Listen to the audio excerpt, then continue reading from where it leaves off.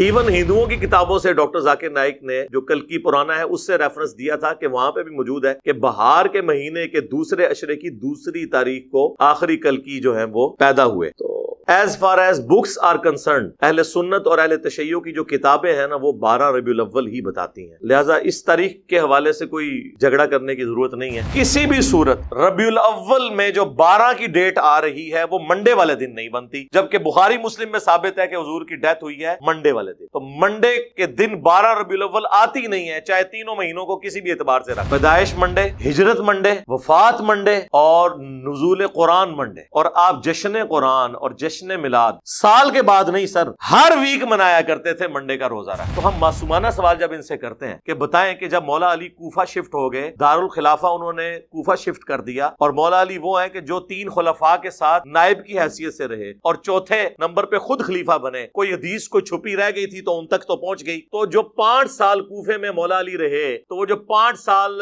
12 ربیع الاول کا دن آتا تھا اس میں جو مولا علی جلسہ کرواتے تھے کوفے کی بڑی جامع مسجد کے اندر، اس میں مہمان خصوصی کون ہوتا تھا؟ یہ آگے سے کہیں گے ہیں ایک کرتا ہے سوال جی اس طرح ہی ہوئے گا جو تسی اے کر کے ساڈے عشق نو چیلنج کرو گے، پھر اسی تے انج پوچھاں گے کہ مولا علی جو ہے وہ نعت کس سے پڑھواتے تھے کوفے کی جامع مسجد میں. تو آپ کو چہرہ لٹکا کے کہ جی اس زمانے سے کچھ نہیں سی ہوتا. تو جو کام اس زمانے میں نہیں ہوتا تھا وہ آپ شروع کر کے اور اس کی بنیاد پہ باقی تمام مکاتب فکر کو گستاخ ڈکلیئر کریں، اور جب جوڈیشری میں بات پیش ہو یعنی ہماری عدالت تو کہیں کہ نہیں جی ہم تو اس سے مستحب سمجھتے ہیں، اگر کوئی نہیں کرتا ہم اسے کوئی گستاخ نہیں کہتے. تو سر پھر آپ یہ شعر جگہ جگہ لکھ کے کیوں لگاتے ہیں؟ نثار تیری چہل پہل پر ہزاروں عیدیں اے ربیع الاول، سوائے ابلیس کے جہاں میں سبھی تو خوشیاں منا رہے ہیں. یہ مفتی احمد یار خان نعیمی صاحب جن کا مزار گجرات میں ہے، جنہوں نے جال حق کتاب لکھی ہے، ان کا یہ شعر ہے. آپ نے پوری امت کو ابلیس بنا دیا. صحابہ تابعین تبع تابعین کے مبارک دور میں جتنے مسلمان ہیں ان کو ابلیس کہہ دیا، کیونکہ وہ آپ کے طریقے پہ تو میلاد نہیں مناتے تھے. تو وہ تو وہی طریقہ تھا جو صحیح مسلم میں ہے 2750 فیہ ولدت وفیہ انزل علیہ، میں پیر کا روزہ اس لیے رکھتا ہوں کہ اس دن میں پیدا ہوا اور اس دن مجھ پر پہلی وہی نازل ہوئی. تو اسی لیے ہم عرض کرتے ہیں کہ مرنے سے پہلے اے مسلمان کر لے اس پہ غور. کتابوں کا خدا اور ہے، بابوں کا خدا اور، کتابوں کا نبی اور ہے، بابوں کا نبی اور، کتابوں کا دین اور ہے، بابوں کا دین اور. بابے بھی اسی دین، اسی رب کو، اسی پیغمبر کو مانتے ہیں، لیکن ان کوالٹیز کے ساتھ نہیں جو کتابوں میں رپورٹ ہوئی ہیں. وہ ان کوالٹیز کے ساتھ مانتے ہیں جو ان کے بابوں نے رپورٹ. تو میں نے ابن تیمیہ کی انجینئرنگ بہت پہلے کی تھی اس حوالے سے، میں آج اس کو ٹاپک کو اسکپ کرتا ہوں. ہمیں کسی کے کوئی دھوس نہ لگائے. اور بھائی جب ہم قرآن و سنت کی روشنی میں حضرت معاویہ رضی اللہ تعالیٰ عنہ، حضرت عمر بن عاص رضی اللہ تعالیٰ عنہ، حضرت مغیرہ ابن شعبہ رضی اللہ تعالیٰ عنہ سے اختلاف کر سکتے ہیں تو بابت شیعی کوئی نہیں، چاہے وہ بابا ابن تیمیہ ہوں، چاہے بابا اعلیٰ حضرت ہوں، چاہے بابا اشرف علی تھانوی ہوں. تو اس کی پھر میں ان کو پھکی دیتا ہوں کہ دیکھیں کہ 10 محرم کا دن ہے، ایک گھر میں مجلس ہو رہی ہے، لوگ چیخو پکار کر رہے ہیں، ماتم کر رہے ہیں، اہل بیت کے مصائب کو یاد کر کے رو رہے ہیں، اور دوسرے گھر کے اندر ٹی وی چلا ہوا ہے، بلکہ اس سے بھی بڑھ کر اعلیٰ حضرت کی کتاب رد الرافضہ رکھی ہوئی ہے جس میں شیعہ کو کافر ڈکلیئر کیا گیا ہے. ایک طرف اہل بیت کے غم میں لوگ رو رہے ہیں، یہ شیعہ کا گھر ہے، یہ بریلویوں کا گھر ہے. اب بتاؤ کہ عاشق اہل بیت کون ہے؟ تو کہیں گے نہیں، عشق اہل بیت کا یہ تقاضا نہیں ہے کہ اس طرح کی بدعت کی جائے. تو سر عشق رسول کا بھی یہ تقاضا نہیں کہ اس طرح کی بدعت کی جائے. پھکی کے بغیر، اینٹی وینم الزامی جواب کے بغیر بات سمجھ نہیں آتی. السلام علیکم ورحمۃ اللہ. لا حول ولا قوۃ الا باللہ، حسبنا اللہ ونعم الوکیل، یا حی یا قیوم برحمتک استغیث، لا الہ الا انت سبحانک انی کنت من الظالمین. اللہم صلی علی محمد وعلی آل محمد. سب سے جو زیادہ سوال عموماً کیا جاتا ہے وہ یہ ہے کہ نبی صلی اللہ علیہ وآلہ وسلم کی پیدائش کا مبارک دن کون سا ہے؟ تو عیسوی اعتبار سے یعنی جو ہمارا اس وقت کامن ایرا چل رہا ہے، جو آج 17 اکتوبر 2021 ہے، اس سے کہتے ہیں کامن ایرا، CE یا AD بھی کہا جاتا ہے، اینو ڈومینی. ویسے عموماً لوگوں میں مشہور ہے کہ after death of Jesus Christ اس کا مطلب ہے، نہیں، وہ BC کا مطلب تو یہی ہے، بیفور کرائسٹ، یعنی حضرت عیسیٰ کی پیدائش سے پہلے.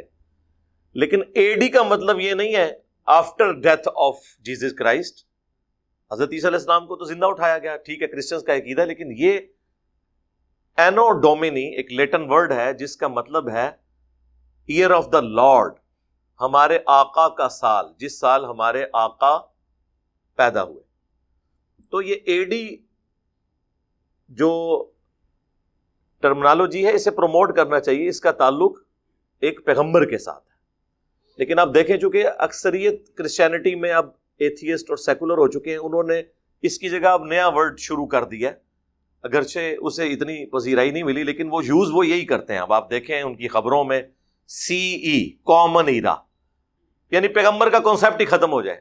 اے ڈی تو کوئی دیکھے گا نہیں یار اے ڈی کا مطلب کیا ہے، تو آئے گا جس سال حضرت عیسیٰ پیدا ہوئے، اینو ڈومینی. اس لیے ہم اسی کو پروموٹ کرتے ہیں کہ ہمیں اے ڈی کی ٹرم کو یوز کرنا چاہیے. تو اے ڈی کے اعتبار سے 571 اے ڈی اور تاریخ 22 اپریل اللہ کے محبوب صلی اللہ علیہ وآلہ وسلم کی پیدائش کا دن ہے. یعنی حضرت عیسیٰ علیہ السلام کی پیدائش کے 570 سال پورے ہونے کے بعد 571 عیسوی میں آپ صلی اللہ علیہ وآلہ وسلم کی پیدائش ہوئی، اور ڈیتھ آپ کی ہوئی 632 عیسوی کے اندر. اب نبی علیہ السلام کی جب بعثت ہوئی اس وقت اس طریقے سے عرب کے لوگوں میں سن کوئی نہیں چلتے تھے، بلکہ وہ مختلف سالوں میں ہونے والے واقعات کے ریفرنس سے چیزوں کو یاد رکھا کرتے تھے کہ فلاں جو واقعہ ہوا تھا اس کے اتنے سال کے بعد یہ شخص پیدا ہوا. جس طرح ہمارے اپنے ذہن میں تو ایک بڑا مشہور واقعہ ہے جو 1992 کا سیلاب آیا تھا، بہت بڑا. تو کئی لوگ ہیں نا، ان کے جو گھر والے ہیں نا، تو وہ کہتے ہیں جی اے سیلاب والے سال پیدا ہوا سی، اور جس سال سیلاب آیا سی نا اس تو اگلے سال ہے پیدا ہوا سی. تو 1992 ہمارے یہاں پہ بھی ایک بینچ مارک کے طور پہ مانا جاتا ہے. عرب میں چلتے ہی یہ تھا. اس اعتبار سے ابراہ کے لشکر کو جو اللہ تعالیٰ نے ہلاک کیا، جس کا ذکر سورۃ الفیل کے اندر موجود ہے، جامعہ ترمذی میں حدیث ہے کہ اللہ کے محبوب صلی اللہ علیہ وآلہ وسلم عام الفیل والے سال پیدا ہوئے. یعنی اس سال یہ بہت بڑا ایک واقعہ ہوا تھا کہ کعبے پر چڑھائی کرنے کے اگینسٹ اللہ تعالیٰ نے اسے ہلاک کیا، ابراہ کو. دلائل النبوہ امام بیہقی کی کتاب ہے، آلموسٹ 3500 اس میں احادیث ہیں. اس میں نبی علیہ السلام کی پوری بایوگرافی اس اعتبار سے موجود ہے. اس کے شروع میں آپ کو ملے گا، بلکہ 4 نمبر کے اوپر یہ حدیث ہے. حضرت انس بن مالک کے شاگرد ہیں محمد بن اسحاق المتوفى 150 ہجری. وہ کہتے ہیں کہ اللہ کے محبوب صلی اللہ علیہ وآلہ وسلم عام الفیل والے سال پیر کے دن 12 ربیع الاول کو صبح کے وقت پیدا ہوئے. یعنی یہ اہل سنت کی کتابیں یہ بتاتی ہیں، حدیث کی کتابیں. اہل تشیع کے ہاں بھی، جس طرح ہمارے ہاں صحیح بخاری ایک موسٹ اتھینٹک بک ہے احادیث کی، ان کی ہے اصول الکافی. اس میں جو 110 نمبر چیپٹر ہے وہ نبی علیہ السلام کی پیدائش سے متعلق ہے. اس میں بھی لکھا ہوا ہے کہ نبی صلی اللہ علیہ وآلہ وسلم عام الفیل والے سال 12 ربیع الاول کو منڈے کے دن پیدا ہوئے. لیکن پریکٹیکلی اہل تشیع میلاد جو ہے وہ 17 ربیع الاول کو مناتے ہیں، لیکن ان کی بکس 12 ربیع الاول بتا رہی ہے. یہاں پہ بھی اہل سنت کے ہاں بریلوی مکتب کے جو لوگ ہیں وہ 12 ربیع الاول کو منا رہے ہوتے ہیں. اہل حدیث نے چونکہ منانا نہیں ہوتا تو وہ اس گیم میں ڈالے ہوئے ہیں انہیں کہ یار یہ 12 نہیں 9 ہے. اور دوسری طرف ان کے لیے اپنی بہت بڑی مصیبت ہے کہ احمد بریلوی صاحب نے فتاوی رضویہ میں 8 ربیع الاول پیدائش کا دن لکھ دیا ہے. لیکن انہوں نے کہا چونکہ اب 12 ایک ترویج پکڑ گیا ہے، لہٰذا 12 ہی چلتا رہے، ہے 8 ہے. اور اس سے بڑھ کر ان کے جو پیرانے پیر ہیں شیخ عبد القادر جیلانی، ٹھیک ہے، جن کے اوپر پورے کا پورا تصوف کا سلسلہ انہوں نے کھڑا کیا ہوا ہے، المتوفى 561 ہجری، وہ انہوں نے غنیت الطالبین میں نبی علیہ السلام کے جو پیدائش کا دن اور تاریخ بتائی ہے وہ 10 محرم بتائی ہے. یعنی جو مسلمانوں کے بچے بچے کو پتا ہے وہ چیز شیخ عبد القادر جیلانی کو نہیں پتا تھی، کیونکہ انہیں علم غیب نہیں تھا. پوری امت کو علم غیب ہے. یہ کہتے ہیں نا بزرگ جو ہیں دلوں کا حال جان لیتے ہیں. جن بزرگوں کا یہ حال ہے کہ انہیں اپنے پیغمبر کی پیدائش کا مہینہ نہیں پتا. ٹھیک ہے تاریخ میں اختلاف ہے لیکن مہینے کے اوپر تو امت کا اجماع ہے کہ ربیع الاول کا مہینہ ہے. وہ انہوں نے 10 محرم لکھ دیا. چلو تاریخ میں غلطی کھا سکتے تھے, اس میں کیوں غلطی کھا دی؟ کتنی حیران کن بات ہے. ایون ہندوؤں کی کتابوں سے ڈاکٹر ذاکر نائک نے جو کلکی پرانا ہے اس سے ریفرنس دیا تھا کہ وہاں پہ بھی موجود ہے کہ بہار کے مہینے کے دوسرے عشرے کی دوسری تاریخ کو آخری کلکی جو ہیں وہ پیدا ہوئے. تو as far as books are concerned اہل سنت اور اہل تشیع کی جو کتابیں ہیں نا وہ 12 ربیع الاول ہی بتاتی ہیں. لہذا اس تاریخ کے حوالے سے کوئی جھگڑا کرنے کی ضرورت نہیں ہے. اب بعض لوگ کہتے ہیں جی محمد بن اسحاق تابعی ہیں, انہوں نے سند پوری بیان نہیں کی ہے. تو ہمارے پاس نبی علیہ السلام کے مبارک زمانے کے سب سے قریب اگر کوئی ریفرنس ملتا ہے نا تو وہ یہی ملتا ہے. اب ابن تیمیہ تو آئے ہیں 700 سال بعد, ان کی بات مانیں یا ایک صحابی کے شاگرد کی بات مانیں جب ہمارے پاس کوئی اور دوسری چیز موجود نہ ہو. اچھا اب آ جائیں اللہ کے محبوب صلی اللہ علیہ وآلہ وسلم کی وفات کا دن کون سا ہے. وہاں پہ بھی دن پہ تو اتفاق ہے کہ منڈے ہے, کیونکہ بخاری مسلم دونوں میں موجود ہے کہ اللہ کے محبوب صلی اللہ علیہ وآلہ وسلم جب آخری دفعہ مسجد نبوی میں آئے اور سیدنا ابوبکر صدیق رضی اللہ تعالیٰ عنہ امامت فرما رہے تھے صحابہ کی, تو حجرے کا جب پردہ ہٹایا تو صحابہ کہتے ہیں کہ قریب تھا کہ ہم حضور کے دیدار شوق میں اپنی نماز توڑ دیتے, لیکن آپ نے مبارک ہاتھوں سے اشارہ کیا کہ اپنی جگہوں پہ رہو. پھر آپ اندر چلے گئے اور اسی دن صبح چاشت کے وقت نبی علیہ السلام کی وفات ہوئی. یہ بخاری میں بھی ہے, مسلم میں بھی, منڈے کا دن. مہینہ بھی ربیع الاول کا, تاریخ کوئی کنفرم نہیں ہے کہ کون سی ہے. اب بعض لوگ سوچ رہے ہوں گے ہمارے چھوٹے چھوٹے بچوں کو تاریخیں پتہ ہیں. بھائی اس زمانے میں تاریخیں اس طرح سیف نہیں کی جاتی تھی.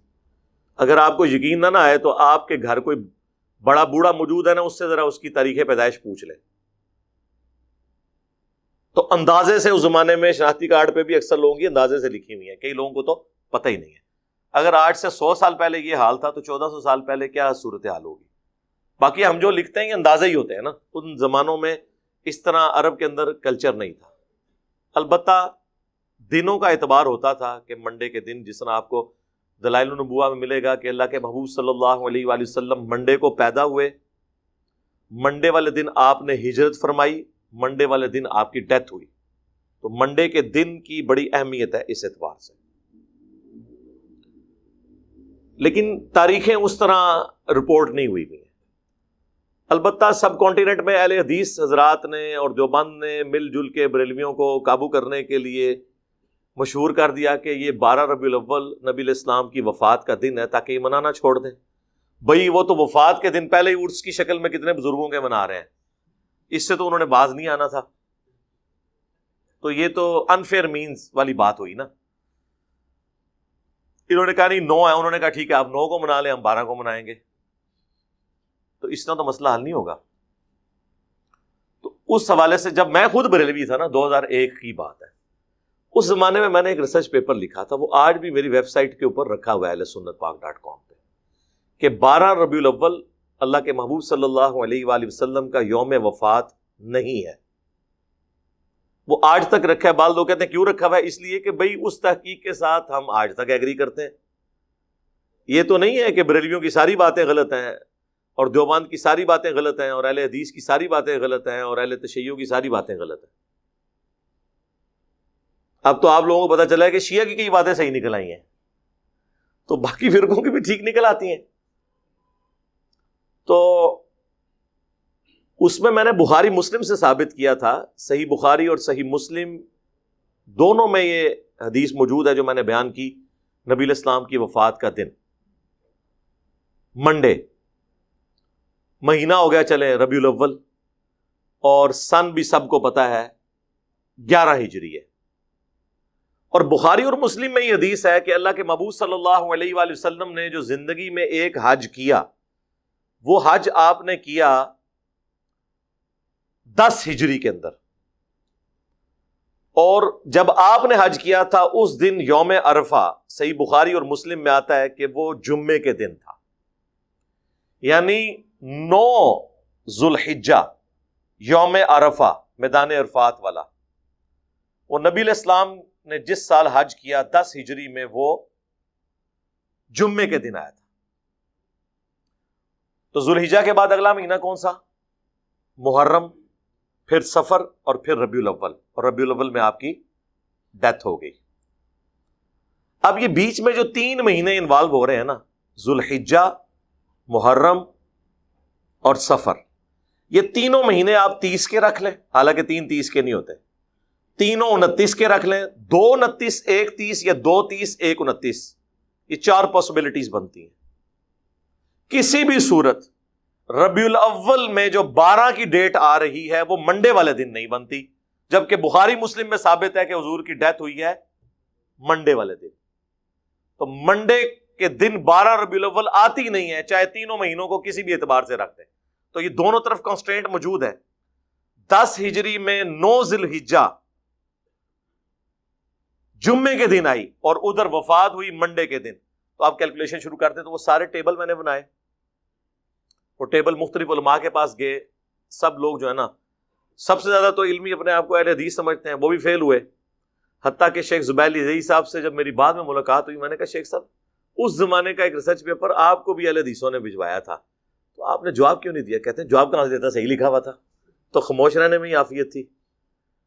اور پھر انہوں نے اس کا پریکٹیکل ثبوت دیا۔ آپ دیکھیں جو درود شریف پہ جو کتاب ہے نا، فضل الصلاۃ علی النبی، جو پہلے 300 سال میں کتاب لکھی گئی قاضی اسماعیل رحمہ اللہ نے، 107 احادیث اور آثار ہیں درود شریف پہ، اس کے جو آخر میں جا کے نا نبی علیہ السلام کی بایوگرافی نا مختصر لکھی ہے شیخ زبیر صاحب نے، کہ آپ فلاں سن میں پیدا ہوئے، فلاں ہجری میں جو ہے وہ بدر ہوئی، اس میں احد ہوئی، آپ کی زندگی کے جو بڑے بڑے واقعات۔ اینڈ پہ جا کے انہوں نے لکھا کہ آپ کی وفات سوموار کے دن ربیع الاول میں ہوئی، تاریخ نہیں لکھی، ورنہ تو لکھ دیتے نا اہل حدیثوں کو خوش کرنے کے لیے 12 ربیع الاول، نہیں لکھا۔ ایون جو سیرت الرسول والی کتاب ہے محمد بن عبد الوہاب صاحب کے بیٹے کی، عبداللہ کی، وہ آپ کو یہاں سے باہر سے مل بھی جائے گی، ہم نے PDF بھی اس کا رکھا ہوا ہے، اس میں بھی آپ دیکھیں تو انہوں نے محمد بن اسحاق کا وہ قول نقل کیا ہوا ہے۔ امام المغازی ہیں، سیرت ابن اسحاق دنیا میں پہلی سیرت کی باقاعدہ کتاب ہے، اور یہ امام ابن اسحاق جو تھے المتوفا 150 ہجری، جو انس ابن مالک کے شاگرد ہیں، ان سے بڑا ان کے زمانے میں جیوز اور کرسچن میں بھی کوئی تاریخ کا، ہسٹری کا اسکالر نہیں تھا۔ سیرت ابن اسحاق مشہور ہے، اردو میں آ چکی ہے، اسی کی تلخیص کی تھی 100 سال بعد آلموسٹ امام ابن ہشام المتوفا 232 ہجری نے، سیرت ابن ہشام، اور پھر اسی کو بعد میں مختصر کیا محمد بن عبد الوہاب صاحب کے بیٹے نے، عبداللہ بن محمد بن عبد الوہاب، وہ ایک جلد میں، جس میں نے آپ کو جنگ جمل صفین اور نہروان کے حوالے سے بھی جو ان کا موقف ہے وہ بتایا تھا۔ وہ کلپ میرا یوٹیوب کے اوپر موجود ہے، محمد بن عبد الوہاب شیعہ۔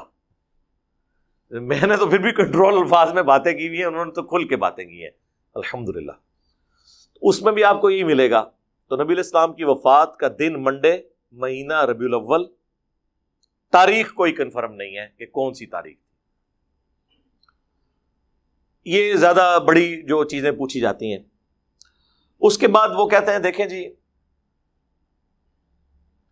قرآن پاک میں اللہ تعالیٰ نے فرمایا قُلْ بِفَضْلِ اللَّهِ وَبِرَحْمَتِهِ فَبِذَلِكَ فَلْيَفْرَحُوا، اے نبی تم فرماؤ کہ اللہ کے فضل اور رحمت ملنے کے اوپر خوشیاں منایا کرو، یہ اس سے بہتر ہے جو تم دنیا کا مال جمع کرتے ہو۔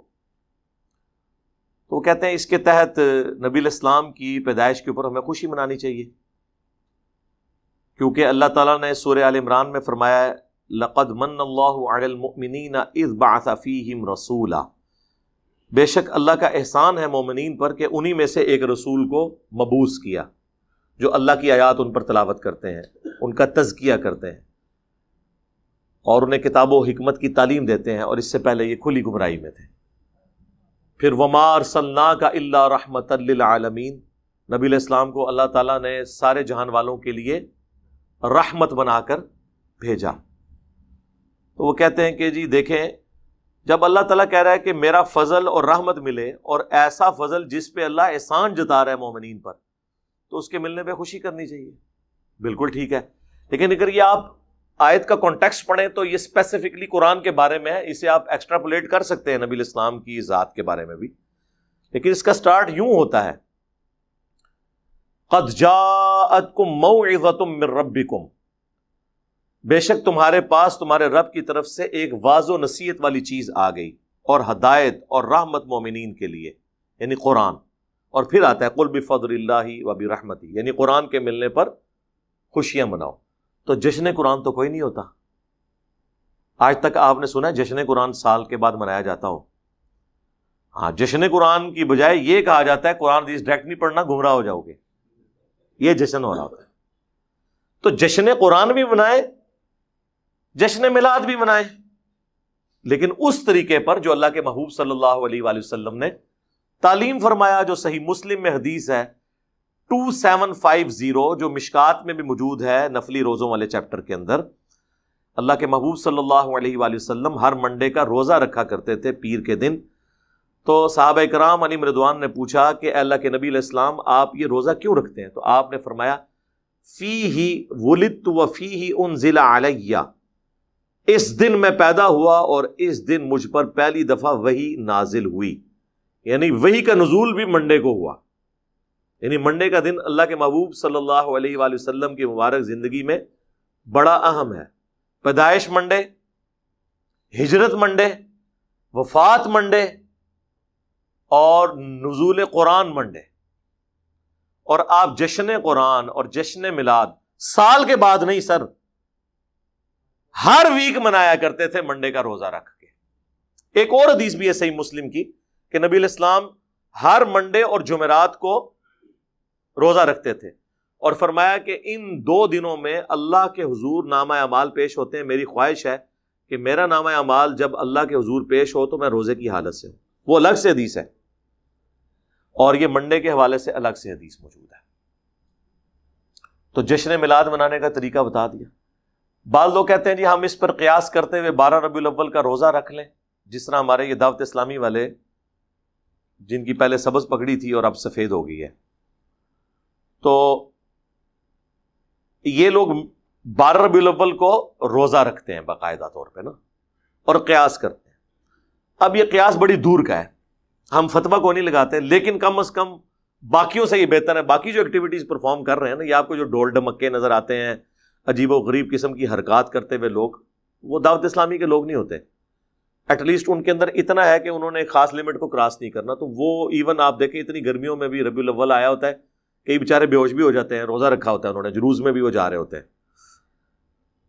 باقی یہ ماڈل بنانا، ماڈلز کے آگے کھڑے ہو کے دعائیں کرنا، پھر ان ماڈلز کو دیکھنے کے لیے مرد و عورت کا اختلاط ہونا، اس کو تو خود بریلوی مکتب کے لوگ، بڑے علماء ناپسند کرتے ہیں. الیاس قادری صاحب تو بہت زیادہ مخالفت اس کی کرتے ہیں.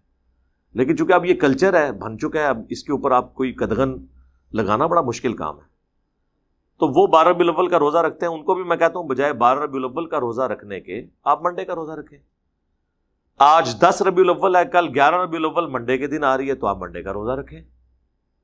چلیں اگر ہر مہینے نہیں رکھ سکتے، ہر ویک نہیں رکھ سکتے، سال میں ایک دفعہ رکھ لیں، تو اس سنت پہ عمل کر لیں. اکثر لوگ کہتے ہیں جی اب ہم کیا کریں، پھر کس طریقے سے میلاد منائیں؟ تو ایسے میلاد منائیں. تو یہ سنت طریقہ ہو گیا. اب رہ گیا مروجہ جو طریقہ ہے، جلوس، جھنڈیاں، لائٹنگ، اور وہ عربیوں والے لباس پہنے ہوتے ہیں، لکڑی کی تلواریں اٹھائی ہوتی ہیں. آپ پنڈی میں تو چلے جائیں تو وہاں تو آپ کو ایسا ایسا رنگ نظر آئے گا. تو اب یہ ساری کی ساری چیزیں ان کو بھی پتہ ہے کہ اللہ کے محبوب صلی اللہ علیہ وآلہ وسلم اور خلفائے راشدین کے زمانے میں نہیں تھی. لیکن وہ پھر اس کے اوپر لیم ایکسکیوز یہ دیتے ہیں کہ دیکھیں نبی الاسلام کے مبارک زمانے میں قالین بھی نہیں بچھائے جاتے تھے مساجد میں، ایئر کنڈیشن نہیں ہوتے تھے، لائٹنگ نہیں ہوتی تھی، مسجد کے محراب، مسجد کے مینار نہیں ہوتے تھے. تو یہ چیزیں بھی تو آپ نے ایکسیپٹ کی ہوئی ہیں. ان میں سے کوئی بھی چیز ہم نے دین کے طور پہ ایکسیپٹ نہیں کی ہے، دین کو سپورٹ کرنے کے اعتبار سے کی ہے. اصل دین اپنی جگہ ہے. یہ نہیں ہوا کہ لائٹنگ سے اور قالین بچھانے سے اور ایک ایئر کنڈیشن لگانے سے نماز کا طریقہ بدل گیا ہو کہ قیام کی جگہ رکوع کرنا شروع کر دیں اور رکوع کی جگہ سجدہ اور سر جو ہے وہ ہاتھ میں باندھنا شروع کر دیں. وہ اصل دین اپنی جگہ پہ ہے. آپ بھی منڈے کے دن کا روزہ رکھیں, اس روزے کو آپ کھجور سے افطار کرنا چاہتے ہیں کریں, اس کے بعد آپ نے بریانی کھانی ہے, اگرچہ بریانی کا ثبوت نبی علیہ السلام کے زمانے میں نہیں ہے تو آپ کھائیں, اے سی والے کمرے میں بیٹھ کے کھائیں, ہم آپ کو کچھ نہیں کہیں گے, کیونکہ اصل اپنی جگہ موجود ہوگی. دین کی اصل اپنی جگہ پہ ہونی چاہیے, اس کو سپورٹیو چیزیں ہو سکتی ہیں. جس طرح امام بخاری امام مسلم نے دین کی اصل کو اپنی جگہ رکھا ہے. یہ کتابیں صحابہ نے تو نہیں لکھی, لیکن انہوں نے احادیث کو جمع کیا, تو دین اصل میں اپنی جگہ پہ تھا. ہماری یہ ویڈیو بن رہی ہے, یہ دین اصلی جگہ پہ موجود ہے. یہ ایک طریقہ ہے. لوگ ہوائی جہاز پہ حج کرنے کے لیے جاتے ہیں, ایک طریقہ ہے. الیکٹرانک کاؤنٹر کے اوپر تسبیحات کو شمار کرنا, یہ ایک طریقہ ہے. لیکن تسبیحات وہی ہیں جو نبی علیہ السلام نے تعلیم فرمائی, اور اس کی اصل ہے وہ حدیث صحیح مسلم کی کہ جس نے اسلام میں اچھی سنت کو جاری کیا, جتنے لوگ اس پر عمل کریں گے اس کا ثواب اسے ملے گا, اور عمل کرنے والوں کے اپنے ثواب میں بھی کمی نہیں ہوگی. اور جس نے اسلام میں بری سنت کو جاری کیا, جتنے لوگ اس پہ چلیں گے اس کا وبال سب کا جمع کر کے اس شخص پہ ہوگا, اور ان کا اپنا وبال بھی کم نہیں ہوگا. یہ بدعت حسنہ اور سنت حسنہ کا فرق آپ سمجھ لیں. یہ سنت حسنہ ہے, بدعت حسنہ نہیں ہے. پھر سے کوئی پوچھے نا کہ بری بدعت کون سی ہے, پھر کہتے ہیں جو بھی ہم بدعت ذکر کریں کہتے ہیں یہ اچھی بدعت ہے. ہم کہتے ہیں بری بدعت, اللہ کے فضل سے آج تک کوئی بری بدعت کی مثال دے نہیں سکا. وہ مثالیں وہ چیزوں کی دیں گے جو آلریڈی اسلام میں حرام ہے. وہ کہتے ہیں جی بری بدعت یہ ہے کہ عورتیں بے پردہ ہو کے میلاد کے جلوس میں آ جائیں. تو یہ بدعت تو نہیں میرے بھائی, عورتوں کا بے پردہ ہونا ویسے ہی منع ہے. جو آلریڈی شریعت میں کام منع ہے ان کو کوئی پرفارم کرتا ہے, اس کو آپ بدعت تو نہیں کہیں گے, وہ تو حرام کام ہے. تو ان کو مثال کوئی نہیں ملتی. بھائی بخاری مسلم میں واضح حدیث ہے, من احدث فی امرنا ھذا فہو رد, جس نے ہمارے دین جو ہم نے تعلیم کیا ہے اس میں کوئی چیز خود سے داخل کر دی وہ مردود ہے. پھر اکثر آپ کو کہیں گے منع کدھر ہے؟ جی منع ہے, صحیح مسلم میں 2005 نمبر حدیث ہے. اللہ کے محبوب صلی اللہ علیہ وآلہ وسلم جب بھی تقریر کرتے آپ کی آنکھیں سرخ ہو جاتی, آواز بلند ہو جاتی, غصے میں اضافہ ہو جاتا, جیسے کوئی جرنیل اپنی فوج کو تیار کر رہا ہو. یعنی جس سٹائل میں گفتگو کرتا ہوں, کہتے ہیں غامدی صاحب کی طرح بولا کریں, تو وہ غامدی صاحب کی سنت ہے. میں تو اس شخص کی سنت پہ چلتا ہوں جس کی قبر مدینے میں ہے. مسلم شریف ہے سر, مولانا شریف نہیں. آنکھیں سرخ ہو جاتی, آواز بلند ہو جاتی, غصے میں اضافہ ہو جاتا, گویا کہ ایک جرنیل اپنی فوج کو تیار کر رہا ہو. تو مڑ مڑ کرنے سے دنیا میں چینج نہیں آئی ہے. مڑ مڑتے 1200 سال تو لوگ کر رہے سن. ایک انجینئر کیا آیا ہے, ساری تبدیلی آئی ہے. اس کی وجہ یہ ہے کہ یہ سنت سٹائل ہے اس طریقے سے گفتگو کرنا. ٹھیک ہو گیا؟ تو اس میں نبی علیہ السلام فرماتے اما بعد فإن خیر الحدیث کتاب اللہ وخیر الہدی ہدی محمد صلی اللہ علیہ وآلہ وسلم وشر الامور محدثاتها وکل محدثۃ بدعہ وکل بدعۃ ضلالہ وکل ضلالۃ فی النار. آگاہ ہو جاؤ, سب سے بہترین کلام اللہ کی کتاب ہے, سب سے ہدایت یافتہ راستہ محمد صلی اللہ علیہ وآلہ وسلم کا ہے. بدترین کام وہ ہیں جو دین کے اندر نئے داخل کر دیے جاتے ہیں. وہ تمام کام بدعتیں ہیں, تمام بدعتیں گمراہیاں ہیں, اور تمام گمراہیاں جہنم میں لے جانے والی. کچھ الفاظ سنن نسائی میں اور جامع ترمذی میں, مین سٹرکچر اس کی صحیح مسلم میں. منع کی طرح جی منع ہے کہ جو آپ کام خود داخل کریں گے منع ہے. وہ کہتے ہیں جی بتائیں کہ جی یہ چیز نبی علیہ السلام نے حکم کہاں دیا ہے رفع الیدین کا؟ جی دیا حکم, صحیح بخاری میں حدیث ہے, صلو کما رأیتمونی اصلی, نماز اس طرح پڑھو جس طرح مجھے نماز پڑھتے ہوئے دیکھتے ہو. اور اس حدیث کے راوی ہیں مالک بن حویرث, اور وہ خود حدیث میں بخاری اور مسلم میں رفع الیدین کے ساتھ طریقہ سکھا رہے ہیں. اب مجھے بتائیں, جب جنرل بات ہو رہی ہے, صحیح مسلم میں حدیث ہے اللہ تعالیٰ نے مجھے جوامع کلمات کے ساتھ مبعوث کیا ہے. اب آپ نے ایک ایک چیز تو نہیں کہنی کہ میں حکم دیتا ہوں یہ کرو, پھر میں حکم دیتا ہوں یہ کرو. آپ نے جنرل کہہ دیا, جس طرح میں نماز پڑھتا ہوں اس طرح نماز پڑھو. اور جو صحابی یہ روایت کر رہا ہے وہ نماز پڑھنے کا طریقہ بتا رہا ہے, تو ہر چیز وہ فنکشن سب کے اوپر اپلائی ہو گیا. یہاں پہ بھی جب آپ نے فرمایا کہ جو کام بھی دین میں داخل کیا گیا وہ بدعت ہوگی, تو سنت حسنہ وہ جائز ہے, میں نے بتایا. صحیح بخاری بدعت حسنہ نہیں سنت حسنہ، اور اس کی اصل وہ صحیح مسلم کی حدیث کہ جس نے اسلام میں اچھی سنت کو جاری کیا. وہ پوری حدیث نہیں پڑھتے، اس میں ہے کہ نبی علیہ السلام کے پاس کچھ غریب اصحاب آئے، ان کی غربت دیکھ کے نبی علیہ السلام کے چہرے پر ناگواری کے آثار آئے، آپ بڑے غمگین ہوئے، آپ نے مسجد میں ممبر لگوا کر خطبہ دیا، اور پھر آپ علیہ السلام نے انفاق فی سبیل اللہ سے متعلق آیات تلاوت کی، اور پھر کہا کہ اپنے آپ کو بچا لو جہنم کی آگ سے، خواہ ایک کھجور ہی صدقہ کرو. اور اس ترغیب دلانے پر لوگ اپنے اپنے گھروں کو گئے. ایک انصاری گھر گئے، انہوں نے ایک بہت بڑے بورے کے اندر، بزرگوں کی کتابیں نہیں، اپنے گھر کا سامان اس میں جمع کیا، اور وہ صحابہ کہتے ہیں بڑی مشکل سے وہ گھسٹتے ہوئے مسجد میں آ کے اس مسجد کے سین میں جب انہوں نے بورا رکھا نا، باقی لوگ اتنے امپریس ہوئے کہ یار یہ تو بندہ ایک بالکل لوور مڈل کلاس کا بندہ اور اتنا سامان اٹھا کے لے آیا.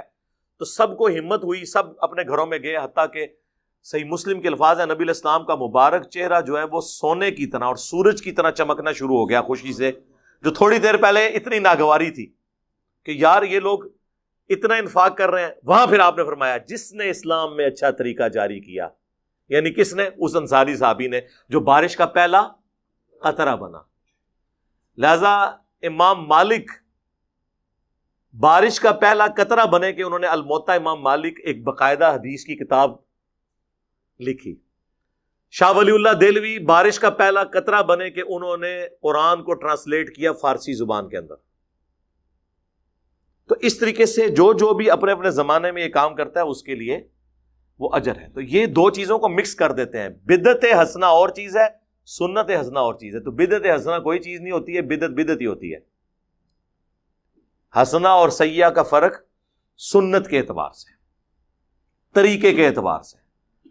تو یہ بھی اکثر لوگ چونکہ پوچھ رہے ہوتے ہیں اس لیے میں نے اس کو ساتھ بریف کر دیا. تو وہ بعض اوقات دو پھر مثال دیتے ہیں، جی آپ اقبال ڈے بناتے ہیں، قائد اعظم ڈے مناتے ہیں، اپنے بچوں کے برتھ ڈے مناتے ہیں، تو نبی کا برتھ ڈے مناتے ہوئے آپ کو تکلیف ہوتی ہے. نہیں جناب، ایسا نہیں ہے. رسول اللہ صلی اللہ علیہ وآلہ وسلم چونکہ ایک ریلیجس پرسنالٹی ہیں، آپ کے ساتھ کوئی ایسا عقیدہ منسوب نہیں کیا جائے گا جو آپ کی اجازت کے بغیر ہو رہا ہوگا، کیونکہ وہ پھر وہ دین بن جائے گا. ڈاکٹر اقبال یا محمد علی جناح یا اور پرسنالٹیز، ان کو ہم اپنے پولیٹیکل لیڈرز کے طور پر لے رہے ہوتے ہیں، مذہبی پیشوا کے طور پہ تو نہیں لے رہے ہوتے. تو نبی علیہ السلام کی پرسنالٹی تو ایک سینسٹیو ایشو ہے نا کہ ہم ان کے ساتھ کوئی چیز ریلیٹ کریں. اور پھر اگر آپ علیہ السلام کے ساتھ کوئی چیز ایسی ریلیٹ کر رہی ہے تو سب سے زیادہ سمجھدار اور عاشقان رسول کون ہے؟ صحابہ اور اہل بیت، اور ان میں بھی سب سے بڑھ کر خلفائے راشدین، جن کے بارے میں جامعہ ترمذی میں، سنن نبی داؤد میں حدیث موجود ہے، میرے بعد تم دین میں نئی نئی بدعتیں دیکھو گے، ان سے بچنا. علیکم بسنتی و سنت الخلفاء الراشدین المہدیین، تم پر میری سنت اور میرے خلفائے راشدین ہدایت یافتہ کی سنت لازم ہے. تو ہم معصومانہ سوال جب ان سے کرتے ہیں کہ بتائیں کہ جب مولا علی کوفہ شفٹ ہو گئے، دارالخلافہ انہوں نے کوفہ شفٹ کر دیا، اور مولا علی وہ ہیں کہ جو 3 خلفاء کے ساتھ نائب کی حیثیت سے رہے اور چوتھے نمبر پہ خود خلیفہ بنے. کوئی حدیث کوئی چھپی رہ گئی تھی تو ان تک تو پہنچ گئی. تو جو 5 سال کوفے میں مولا علی رہے، تو وہ جو 5 سال 12 ربیع الاول کا دن آتا تھا، اس میں جو مولا علی جلسہ کرواتے تھے کوفے کی بڑی جامع مسجد کے اندر، اس میں مہمان خصوصی کون ہوتا تھا؟ یہ آگے سے کہیں گے ہیں ایک کرتا ہے سوال، جی اس طرح ہی ہوئے گا جو تسی کر کے ساڈے عشق نو چیلنج کرو گے، پھر اسی تے انج ہی پوچھاں گے کہ مولا علی جو ہے وہ نعت کس سے پڑھواتے تھے کوفے کی جامع مسجد میں، تو آپ کو چہرہ لٹکا کے کہ جی اس زمانے سے کچھ نہیں سے ہوتا. تو جو کام اس زمانے میں نہیں ہوتا تھا وہ آپ شروع کر کے اور اس کی بنیاد پہ باقی تمام مکاتب فکر کو گستاخ ڈکلیئر کریں، اور جب جوڈیشری میں بات پیش ہو یعنی ہماری عدالت میں، تو کہیں کہ نہیں جی ہم تو اس سے مستحب سمجھتے ہیں، اگر کوئی نہیں کرتا ہم اسے کوئی گستاخ نہیں کہتے. تو سر پھر آپ یہ شعر جگہ جگہ لکھ کے کیوں لگاتے ہیں؟ نثار تیری چہل پہل پر ہزاروں عیدیں اے ربیع الاول، سوائے ابلیس کے جہاں میں سبھی تو خوشیاں منا رہے ہیں. یہ مفتی احمد یار خان نعیمی صاحب جن کا مزار گجرات میں ہے، جنہوں نے جال حق کتاب لکھی ہے، ان کا یہ شعر ہے. آپ نے پوری امت کو ابلیس بنا دیا. صحابہ تابعین تبع تابعین کے مبارک دور میں جتنے مسلمان ہیں ان کو ابلیس کہہ دیا، کیونکہ وہ آپ کے طریقے پہ تو میلاد نہیں مناتے تھے. تو وہ تو وہی طریقہ تھا جو صحیح مسلم میں ہے 2750، فیہ ولدت وفیہ انزل علیہ، میں پیر کا روزہ اس لیے رکھتا ہوں کہ اس دن میں پیدا ہوا اور اس دن مجھ پر پہلی وہی نازل ہوئی. تو بتائیں پھر مولا علی نے کس طریقے سے میلاد منایا ہے؟ پھر آپ کو یہ ڈھیلا سا منہ بنا کے بتائیں گے کہ جی ہاں جی وہ اعلیٰ حضرت نے بھی فتاوی رضویہ میں لکھا ہے، ہمارے بزرگ بھی بتاتے ہیں کہ ایک ایوبی بادشاہ تھے، اہل سنت تھے. یہ اہل حدیث جو کہتے ہیں نا شیعہ نے شروع کروایا، شیعہ نے نہیں شروع کیا. آپ گوگل میں بھی جا کے لکھیں تو پوری ہسٹری اس کی آ جائے گی آپ کو ویکیپیڈیا کے اندر. یہ ایک سنی بادشاہ تھے، الملک المظفر.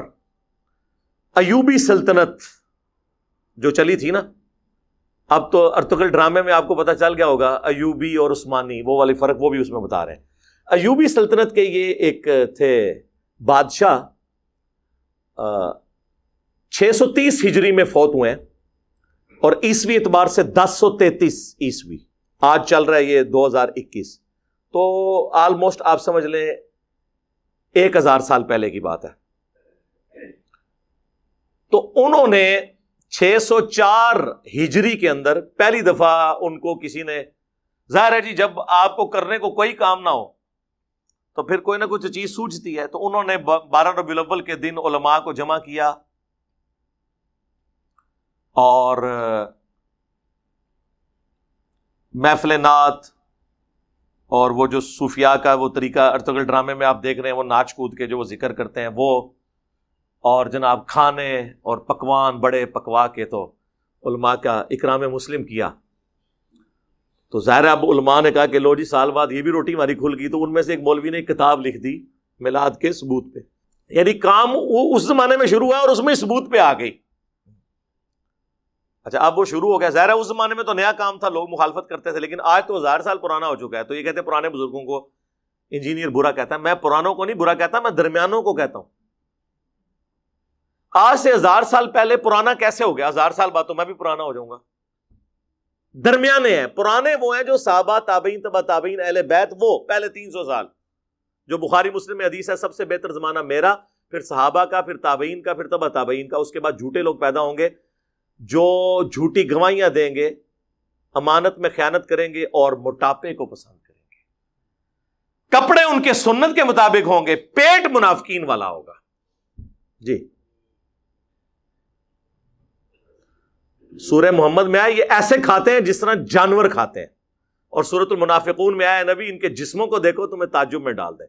یقین کریں واقعی میں ان کو صوفوں میں بیٹھے ہوئے دیکھتا ہوں نا، آدھا پیٹ اس طرف لٹکا ہوا ہے، آدھا اس طرف، اتنے بڑے فل سائز، اس میں بڑی مشکل سے سفید کپڑوں میں ان کے موٹے پیٹ چھپ جاتے ہیں.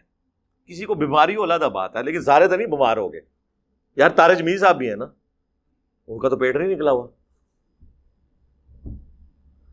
تو یہ کیا ہوا کہ جو بھی عالم بنتا ہے تو بیمار ہو جاتا ہے پیٹ کے اعتبار سے، کھاتے ہی بہت ہے زیادہ تر.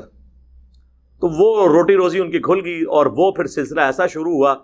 پھر جلتی پہ تیل کا کام کیا سلطنت عثمانیہ نے، یہ ارطغرل صاحب کی اولاد نے. انہوں نے 1588 عیسوی کے اندر، آج سے آلموسٹ آپ سمجھ لیں 600 سال پہلے یا 500 سال پہلے کہہ لیں، انہوں نے سلطنت عثمانیہ جو 3 براعظموں میں پھیلی ہوئی تھی، سرکاری سطح کے اوپر 12 ربیع الاول کی چھٹی ڈکلیئر کر دی. وہاں سے پھر اسے اور تقویت مل گئی اور وہ سلسلہ اب تک چلتا آیا. اور اسی کی باقیات یہ ہیں کہ پاکستان میں پھر 12 ربیع الاول کی چھٹی ہوئی اور یہ سارے کے سارے معاملات اس طریقے سے چلے. یہ اس کی پوری ہسٹری ہے جس کا تعلق صحابہ، تابعین، تبع تابعین، بعد کے لوگوں، پہلے آپ سمجھ لیں 600 سال کے لوگوں کے ساتھ اس کا کوئی تعلق نہیں ہے. اور یہ 7ویں صدی جو ہے نا، یہ مسلمانوں کے اوپر افتاد بن کے ٹوٹی ہے. گنبد خضرا بھی 7ویں صدی ہجری میں رکھا گیا اور یہ خود اعلیٰ حضرت بھی لکھ رہے ہیں. بلکہ آپ کو وفا ایک کتاب ہے علامہ سمودی المتوفا 911 ہجری کی، جو تاریخ مدینہ پہ دنیا میں اتھینٹک ترین بک مانی جاتی ہے. اردو ترجمہ اس کا ہو چکا ہے. پوری اسلامک ہسٹری ہے مدینے کی، صرف مدینہ شریف کی. 400-500 صفحوں پہ وہ کتاب ہے. اس میں گنبد خضرا کی ہسٹری لکھی ہے کہ 678 ہجری میں نبی الاسلام کی وفات کے 650 سال کے بعد یہ لکڑی کا گنبد لا کے قبر رسول کے اوپر رکھا گیا ایک فاطمی بادشاہ نے. اور جب رکھا گیا، جس وزیر نے مشورہ دیا تھا، لوگوں نے اس کے لیے بددعائیں کی، حتیٰ کہ اسے معزول کر دیا گیا اور لوگوں نے کہا کہ اسے سزا ملی ہے اس کام کی جو اس نے یہ الٹا مشورہ دیا تھا. آج سعودی حکومت کی جرت نہیں کہ اس گنبد کو ہٹا سکے.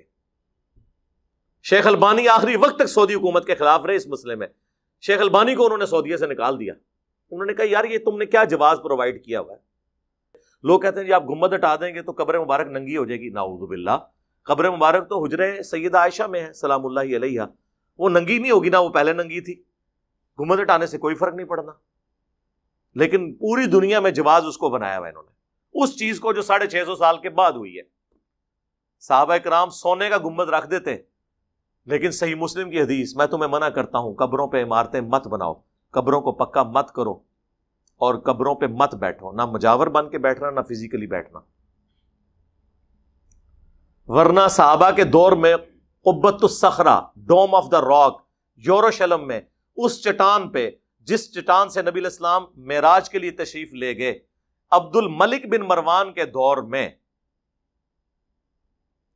یہ آلموسٹ آپ سمجھ لیں 78 ہجری کے اراؤنڈ اباؤٹ یہ گنبد بنایا انہوں نے. اتنا بڑا گنبد, گنبد خضرا تو اس کے مقابلے میں بہت چھوٹا ہے. گنبد بنانے کی ٹیکنالوجی تو قبل از مسیح ہے. یہ آیا صوفیہ جو استنبول میں اب انہوں نے کھولا ہے, یہ نبی الاسلام کی پیدائش سے پہلے کا بنا ہوا ہے. تو ذرا اس کا گنبد دیکھیں, گنبد خضرا جیسے درجنوں گنبد ہوں, اس سے بڑا اس کا ایک ڈوم ہے. اور جب دنیا کی سپر پاور حضرت عمر کے زمانے میں مسلمان بن چکے تھے تو ایک گنبد حضور کی قبر مبارک پہ کیوں نہیں رکھ دیا؟ ان کو پتا تھا یہ منع ہے. یہ ہے کتابوں کا دین. تو اسی لیے ہم عرض کرتے ہیں کہ مرنے سے پہلے اے مسلمان کر لے اس پہ غور. کتابوں کا خدا اور ہے, بابوں کا خدا اور. کتابوں کا نبی اور ہے, بابوں کا نبی اور. کتابوں کا دین اور ہے, بابوں کا دین اور. بابے بھی اسی دین, اسی رب کو, اسی پیغمبر کو مانتے ہیں, لیکن ان کوالٹیز کے ساتھ نہیں جو کتابوں میں رپورٹ ہوئی ہیں. وہ ان کوالٹیز کے ساتھ مانتے ہیں جو ان کے بابوں نے رپورٹ کی. اب ہم تو پیار محبت سے سمجھا ہی سکتے ہیں, غصہ نہیں کسی پہ کھا سکتے. ان چیزوں کو لوگ پھر جذبات کے ساتھ جوڑ لیتے ہیں. تو یہ مروجہ ساری چیزیں جو ہے نا, یہ اس طریقے سے ہیں. جو چیزیں بعد میں شروع ہوئی ہیں اس کے اوپر کسی کے اوپر قدغن لگانا. باقی اس کو میں مانتا ہوں کہ اس پہ اجماع امت ہو چکا ہے. المستدرک للحاکم میں حدیث ہے, میری امت کبھی بھی گمراہی پہ جمع نہیں ہوگی, جماعت پہ اللہ کا ہاتھ ہے. المعجم الکبیر طبرانی میں بھی یہ حدیث موجود ہے کہ پوری امت جب کسی بات پہ متفق ہوگی تو وہ اللہ کی مرضی سے ہوگی. یہ امت گمراہ نہیں ہوگی. ہاں اگر کسی ایک گروہ کی مخالفت آ جاتی ہے پھر وہ اجماع امت نہیں ہوگا.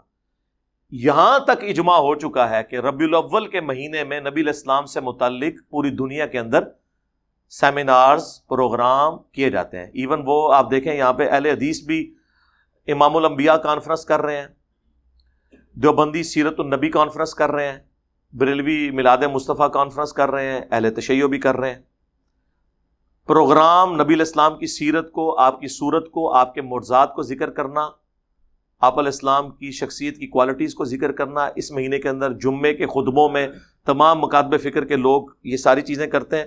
یہ بالکل درست ہے, یہاں تک اجماع ہے. باقی یہ جو ایگزیکٹلی 12 ربیع الاول کے دن کو ٹارگٹ کر کے جھنڈیاں, جلوس, لائٹنگ, اس اعتبار سے جو کچھ کیا جا رہا ہے نا, اس کے اوپر کوئی اجماع نہیں ہوا. بس میں اشارے سے ہی بات کر سکتا ہوں تاکہ آپ کو بات سمجھ آ جائے. اس کے اوپر پھر وہ یہ بھی کہتے ہیں جی قرآن میں اما بنعمت ربک فحدث, پس اپنے رب کی نعمتوں کا خوب چرچا کرو. وہ کہتے ہیں جی چرچا تو سڑکیں بند کیے بغیر ہوگا ہی نہیں, بدواواں ملن گے تو چرچا نہیں ہوئے گا. جب لوگ جو ہیں وہ ہاسپٹل جانے سے رہ جائیں گے. میں تو 10 محرم کا جلوس ہو, 12 ربیع الاول کا جلوس ہو, یا دیوبندیوں کا 1 محرم کا جلوس ہو, میں کسی بھی جلوس کے حق میں نہیں ہوں سوائے کنٹرول انوائرمنٹ میں کسی میدان کے اندر, کسی گراؤنڈ کے اندر کوئی چھوٹا موٹا پروگرام کر لیں. کیوں آپ لوگوں کو تکلیف میں ڈال رہے ہیں؟ کیا امیج آپ دے رہے ہیں پوری دنیا میں اسلام کا اس طریقے سے؟ اب آپ دیکھ لیں, ہم نے شکر کیا تھا یار افغانستان کے اندر کوئی صورتحال بہتر ہوئی ہے. آپ دیکھ لیں ان 10 دنوں کے اندر 2 شیعہ مساجد کے اوپر خودکش حملے ہو کر کتنے لوگ شہید کر دیے. میں سوچ, اور مارنے والے بھی مسلمان, مرنے والے بھی مسلمان, مرنے والوں کی حفاظت کرنے والے حکومت میں بیٹھے ہوئے طالبان وہ بھی مسلمان. اس صورتحال کے اندر کسی گورے کا دماغ خراب ہے کہ وہ اسلام میں آ جائے, تو کہے گا بھائی سکون نال بیٹھا ہے, بیٹھا رہنے دو. یہاں پہ بھی آپ دیکھ لیں عشق رسول کے نام کے اوپر لوگوں کی گاڑیاں جلائیں گے. آج تک کوئی عاشق رسول مجھے نہیں ملا جو لبیک یا رسول اللہ کا نعرہ لگائے اس کے بعد اپنے موٹر سائیکل کی ٹینکی کھول کے اس میں وہ تیلی ڈال دے. اور کریو نا اے کام نہ کرنا, آگ لانی ہوئی نا ٹینکی نہ کھولنا, سائڈ تو لانا, کیونکہ وہ اگر اس کے اوپر آپ رکھیں گے تو بم بن کے پھٹے گا, تجھے بھی نہیں بچو گے, خود بھی جنت ہی پہنچ جاؤ گے. اپنی گاڑی اور اپنے موٹر بائک کو تو جلا کے آج تک کسی نے عشق رسول کا اظہار نہیں کیا.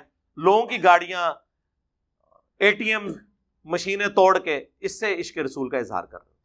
تو اظہار کا طریقہ نبی علیہ السلام نے بتا دیا. 2750 فیہ ولدت وفیہ انزل علیہ, میں پیر کا روزہ اس لیے رکھتا ہوں, اس دن میں پیدا ہوا, اس دن مجھ پہ پہلی وحی نازل ہوئی. پھر وہ کہتے ہیں کہ دیکھیں جی صحیح بخاری میں ایک حدیث موجود ہے کہ ابو لہب کی ایک لونڈی تھی سویبہ. ویسے اردو میں ہم صوبیہ بولتے ہیں, یہ لفظ سویبہ ہے. جیسے ہم سلیم لفظ اردو میں بولتے ہیں, یہ لفظ ہے سلیم. تو کہتے ہیں وہ جو لونڈی تھی نا, جس نے نبی علیہ السلام کو دودھ بھی پلایا بچپن میں,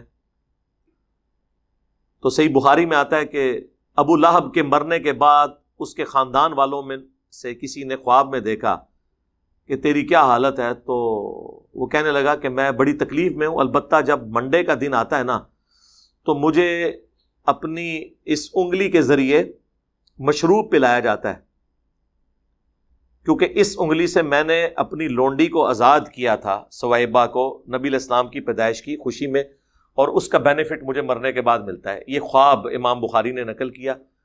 اگرچہ یہ بے سند ہے لیکن ہم اس بحث میں پڑھتے ہی نہیں, ہم کہتے ہیں اس کو ٹھیک بھی مان لیں. ابو لہب نے نبی علیہ السلام کی خوشی پیغمبر کی حیثیت سے نہیں منائی تھی, اپنے بھتیجے کی حیثیت سے, چونکہ آپ کی شخصیت بہت بڑی ہے, اس کو مرنے کے بعد تھوڑا بہت بینیفٹ مل گیا.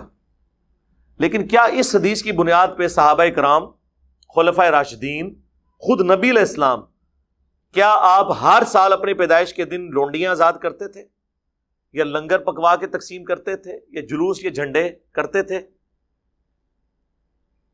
تو پھر مسئلہ حل ہوگا. جب تک آپ اس کو اس طریقے سے بیان نہیں کریں گے, ایک واقعہ ہے, اس سے پوری ڈاکٹرن کھڑی نہیں ہو جاتی. وہ کہتے ہیں نہیں جی, ایک ملتا ہے نا سنن کبریٰ البیہقی کے اندر اور طبرانی کی المعجم کے اندر, کہ نبی علیہ السلام نے اپنی پیدائش کی خوشی میں بکری ذبح کی اور اس کا کھانا بنا کر صحابہ کرام کو کھلایا. ہم کہتے ہیں میرے بھائی ایسی کوئی حدیث نہیں ہے. اس حدیث میں تو یہ ہے کہ نبی علیہ السلام نے اپنا عقیقہ خود کیا تھا, وہ عقیقہ تھا, ورنہ اگر آپ علیہ السلام نے کیا ہوتا تو یوں رپورٹ ہوتا کہ ہر سال آپ اپنی پیدائش کے موقع کے اوپر یوں لنگر پکا کر تقسیم کیا کرتے تھے. تو ایسی تو کوئی بات نہیں ملتی. آؤٹ آف کانٹیکسٹ چیزوں کو کوٹ مت کریں. پھر کہتے ہیں دیکھیں جی, ہجرت مدینہ جب ہوئی, اللہ کے محبوب صلی اللہ علیہ وآلہ وسلم جب مدینہ شریف آئے تو بنو نجار کی بچیوں نے مدینہ شریف کی چھتوں پر کھڑے ہو کر, یہ صحیح مسلم میں موجود ہے تفصیل, یا محمد یا رسول اللہ کا نعرہ لگایا اور حضور علیہ السلام کو ویلکم کیا. طلع البدر علینا, وہ جو کلام بھی آپ کو ملتا ہے. وہ کہتے ہیں یہ بات ثبوت ہے کہ نبی علیہ السلام کی پیدائش کی خوشی منانی چاہیے, کیونکہ نبی علیہ السلام جب ہجرت کر کے آئے تو وہاں کی بچیوں نے خوشی منائی. یار وہ تو ایک ایونٹ تھا, اس کو سیلیبریٹ کیا. یہ تو نہیں ہے کہ ہر سال جب ہجرت کا دن آتا تھا یا میلاد کا دن آتا تھا تو وہ بچیاں یوں چھتوں پہ چڑھ کے تو یہ پڑھتی تھیں. وہ ایک ایونٹ تھا. وہ تو آج نبی علیہ السلام تشریف لے آئے تو ہمارا تو شاید اس سے بھی بڑھ کر والہانہ ایٹیچیوڈ ہو نبی علیہ السلام کو ویلکم کرنے میں. تو یہ آپ معاملات کو دیکھیں. نبی علیہ السلام کی مبارک زندگی کے جو واقعات ہیں ان کو آپ آج کے دور میں اس طریقے سے اکثر چیزوں کو پریزنٹ نہیں کر سکتے. اس پہ میں ایک جملہ بولا کرتا ہوں, اور یہ صدیوں کا آپ سمجھ لیں ایک اختلاف ہے جسے میں نے ایک جملے میں جمع کر دیا, کہ رسول اللہ صلی اللہ علیہ وآلہ وسلم کی مبارک زندگی میں صحابہ کرام کی جو عقیدت تھی اللہ کے محبوب کے ساتھ صلی اللہ علیہ وآلہ وسلم, وہ عقیدت آج اگر آپ نے کسی میں دیکھنی ہے تو وہ بریلوی مکتب کے لوگ ہیں. لیکن نبی علیہ السلام کی وفات کے بعد صحابہ کرام کی جو حضور کے ساتھ عقیدت تھی وہ آپ نے اگر دیکھنی ہے تو وہ اہل حدیث کے اندر ہے. جی بخاری مسلم میں حدیث ہے کہ نبی علیہ السلام کا مبارک پسینہ صحابہ کرام خوشبو کے طور پہ استعمال کرتے تھے. بالکل ٹھیک ہے سر، آج تو ہم پسینہ نہیں لے سکتے اور نہ اس پہ قیاس کر کے قبر رسول کی مٹی اکھاڑ سکتے ہیں. کیا صحابہ نے اکھاڑی؟ جی بخاری میں آتا ہے نبی علیہ السلام نے وضو کیا، وضو کا جو پانی ہے صلح حدیبیہ کے موقع پر صحابہ کرام نے لے کے اپنے جسموں پہ ملا، اور جس کو نہیں ملتا تھا وہ دوسرے سے لے کے جسم پہ ملتا تھا. تو یار وضو کا پانی تو آج اویلیبل نہیں ہے. اگر آپ کہیں کہ اب ہم آپ کے بزرگوں کے پسینوں والے ٹیشو پیپر منہ میں ڈالنا شروع کر دیں، جس طرح وہ 2014 کے دھرنوں میں ڈاکٹر طاہر القادری صاحب اپنا پسینہ پوچھ پوچھ کے مریدین میں بانٹ رہے تھے، اور الیاس قادری صاحب ٹی وی میں آپ دیکھ لیں کہ وہ ساری اور افطاری میں وہ جو بوٹیاں کھاتے تھے اس کی ہڈیاں مریدین میں تقسیم کرتے تھے. اب یہ تو ہم نہیں کر سکتے میرے بھائی. آپ نے ان کو پیغمبر بنا لیا ہے کہ حضرت ابوبکر، عمر، عثمان و علی رضی اللہ عنہم اجمعین وعلیہم السلام اجمعین اپنی عزت اس طرح کرواتے تھے؟ انہوں نے تو سوچا بھی نہیں تھا. صحیح بخاری میں آتا ہے نبی علیہ السلام نے حجۃ الوداع کے موقع پر اپنے بال منڈوا کر صحابہ کرام میں تبرکن تقسیم کیے. صحیح بخاری کے اندر ہی موجود ہے. انس بن مالک کہتے ہیں حضور کا ایک بال میرے پاس ہونا دنیا اور جو کچھ دنیا کے اندر ہے اس سے بڑھ کر مجھے محبوب ہے. صحیح بخاری میں حدیث ہے ام سلمہ ہماری والدہ، بلکہ اپروپریٹ ورڈ ہے ہماری ماں ام المومنین، ان کے پاس حضور کے چند بال تھے جو ایک ڈبیا میں انہوں نے رکھے ہوئے تھے، اور اس محلے میں جب کوئی بیمار ہو جاتا وہ پانی برتن میں بھیجتا، وہ اس میں ڈبو کے ہلا کے دیتی تو اس مریض کو شفا ہو جاتی تھی. صحیح مسلم میں حدیث ہے نبی علیہ السلام کا کہ سروانی تیالسی کالا جبہ اسما بنت ابی بکر کے پاس تھا، اور وہ کہتی ہیں حضور پہنا کرتے تھے اور ہم اس کا دھون مریضوں کو شفا کے لیے دیتے ہیں. یہ حضور کے تبرکات تھے، اس میں تو کوئی شک نہیں ہے. صحابہ کرام، ابو داؤد ترمذی میں حدیث ہے نبی علیہ السلام ایک صحابی کو ملنے گئے تو آپ کو پیاس لگی تو حضور نے کہا میں نے پانی پینا. انہوں نے کہا کہ وہ مشکیزہ ہے، تو حضور علیہ السلام نے اس مشکیزے سے منہ لگا کر کھڑے ہو کر پانی پیا. وہ کہتے ہیں جیسے ہی حضور ہٹے میں نے مشکیزے کا منہ کاٹ کے اپنے پاس رکھ لیا تبرک کے طور پہ کہ اس سے میرے نبی کا منہ لگا ہوا ہے. سر صحابہ کرام نے وہ عقیدت کی ہے جو آپ کو یہ زبانی کلامی یہ جو دعوے کرتے نعرے مارتے لوگ نظر آتے ہیں، لیکن کب کی ہے؟ جب حضور علیہ السلام ان کے سامنے موجود تھے. لیکن جیسے ہی فوت ہوئے ہیں تو آپ کی میت کے اوپر محفل میلاد نہیں ہوئی، آپ کی میت کے اوپر وما ارسلناک الا رحمۃ للعالمین نہیں پڑھا گیا، بلکہ کیا پڑھا گیا؟ سیدنا ابوبکر کا خطبہ 4 جگہ کم از کم بخاری میں ہے، اس سے بھی زیادہ جگہ لیکن ڈیٹیل 4 جگہ. کیا پڑھا؟ اپنی طرف سے اما بعد، یعنی صلاۃ والسلام کے بعد انہوں نے کہا من کان یعبد محمدا فان محمدا قد مات، تم میں سے جو کوئی بھی محمد کی عبادت کرتا تھا جان لے کہ محمد پاکستان میں فوت ہو چکے اور حضرت ابوبکر صدیق کے زمانے میں مر چکے، کیونکہ مات کا ترجمہ فوت تو نہیں ہم کر سکتے، فوت تو خود عربی کا لفظ ہے. وَمَنْ كَانَ يَعْبُدُ اللَّهَ فَإِنَّ اللَّهَ حَيٌّ لَا يَمُوتُ، اور جو کوئی اللہ کی عبادت کرتا ہے یا کرے گا جان لے اللہ کو کبھی موت نہیں آئے گی. صحابہ میں کون رسول اللہ کی عبادت کرتا تھا؟ کوئی نہیں. مجھے بھی لوگ کہتے ہیں نا انجینئر فرضی جملے بول کے ساڑھے بزرگوں نے لتاڑ دا ہے، تو حضرت بکر صدیق نے فرضی جملہ نہیں بولا، یہ کوئی آیت پڑھی تھی انہوں نے، کوئی حدیث پڑھی تھی؟ 295 سی لگا دینی تھی آپ لوگوں نے. اور پھر اپنی بات کی دلیل میں انہوں نے آیت پیش کی وما محمد الا رسول قد خلت من قبلہ الرسل افئن مات او قتل، محمد تو نہیں مگر ایک رسول، اگر یہ مر جائیں یا قتل کر دیے جائیں، یعنی پاکستان میں یہ وصال فرما جائیں یا شہید کر دیے جائیں، تو کیا تم دین سے الٹے قدم پھر جاؤ گے؟ اور پھر آپ نے تلاوت کیا انک میت وانہم میتون، اے نبی تمہیں بھی مرنا ہے، تمہارے مخالفین کو بھی مرنا ہے. تو میں کہتا ہوں رسول اللہ کی کامیابی ہے کہ آپ کی میت کے اوپر لوگ آپ کی تعریف کرنے کی بجائے توحید بیان کر رہے ہیں. یہ ہے امام الموحدین صلی اللہ علیہ وآلہ وسلم کی تربیت کا نتیجہ. ہر درخت اپنے پھل سے پہچانا جاتا ہے. تو صحابہ کرام کی تربیت یہ ہوئی بھی تھی. اس کے بعد کوئی عرس نہیں منایا، کوئی میلاد نہیں منایا. تو آپ اس چیز کو فرق کو سمجھیں. نبی علیہ السلام دنیا میں موجود ہوں، ہم ہر مسئلہ حضور کے پاس لے کے جائیں. بخاری مسلم میں آتا ہے بارش نہیں ہو رہی، صحابہ کرام حضور سے دعا کرواتے ہیں. صحیح بخاری میں آتا ہے ایک صحابی کی پنڈلی ٹوٹ گئی، نبی علیہ السلام نے مبارک ہاتھ پھیرا، وہ صحیح ہو گئی.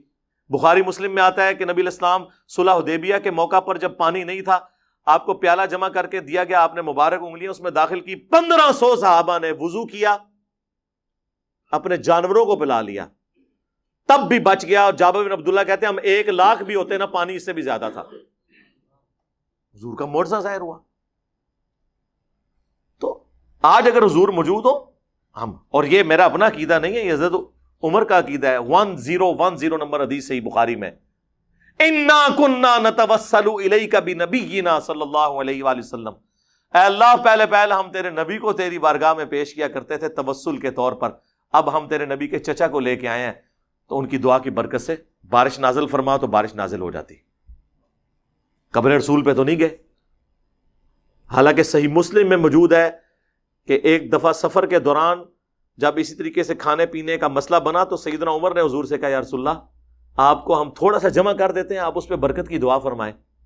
تو بڑی مشکل سے آدھا پیالہ جمع ہوا، حضور نے اس پہ برکت اپنی مبارک ہاتھ ڈالا تو سب لوگوں کو کفایت کر گیا.